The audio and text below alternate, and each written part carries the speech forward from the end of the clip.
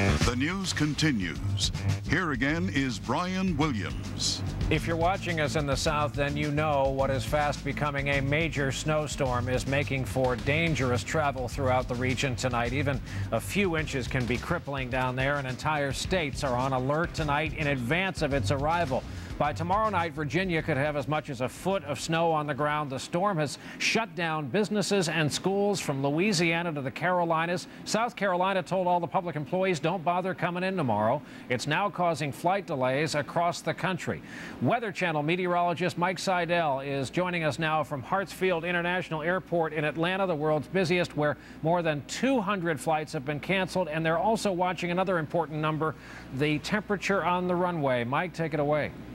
That's right, Brian. Tonight here at Atlanta's Hartsfield, the runway temperature since 5 has now dropped from 36 down to 33 degrees. And once that temperature drops to freezing, it will be much easier for this increasing intensity of the snow to accumulate and to have ice on the runways.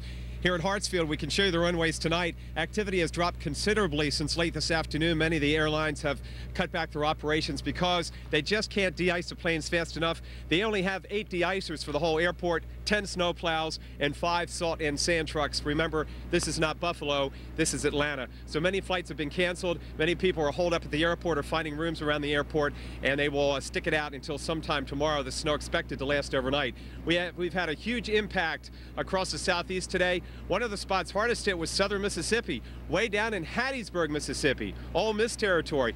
4.5 inches of snow. Now we're talking about places that rarely get, on average, for instance, Montgomery, 0.4 of an inch. That's the average snowfall in Montgomery, Alabama for an entire season. So many years you never see a flake of snow. Here in HATTIESBURG, snow over the campus.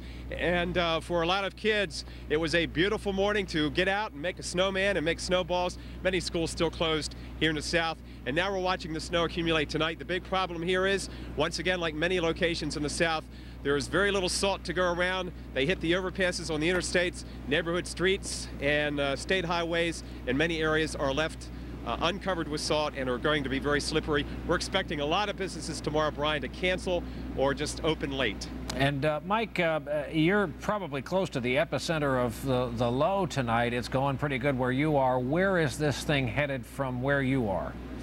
This storm, Brian, is going to track up the East Coast, and there's enough cold air, which is usually the problem in the equation to get it snow this far south, that those of you watching tonight anywhere along I-95 from Florence and Columbia all the way up to Raleigh, Durham, where it's just started to snow in the past couple hours. Visibility is now down to a mile or less into the Virginia Beach area, Williamsburg, and even Richmond. Some spots there between around Rocky Mount, Raleigh, and Virginia Beach will get probably a foot or more of snowfall. That's incredible. However, this storm is going to not make the turn. It's going out to sea. So if you're watching from Washington, Philadelphia, or for those of you in the New York City area, you will miss this one. However, heads up, there's another storm in the pipeline for the weekend, and that could bring significant snowfall to parts of the Northeast.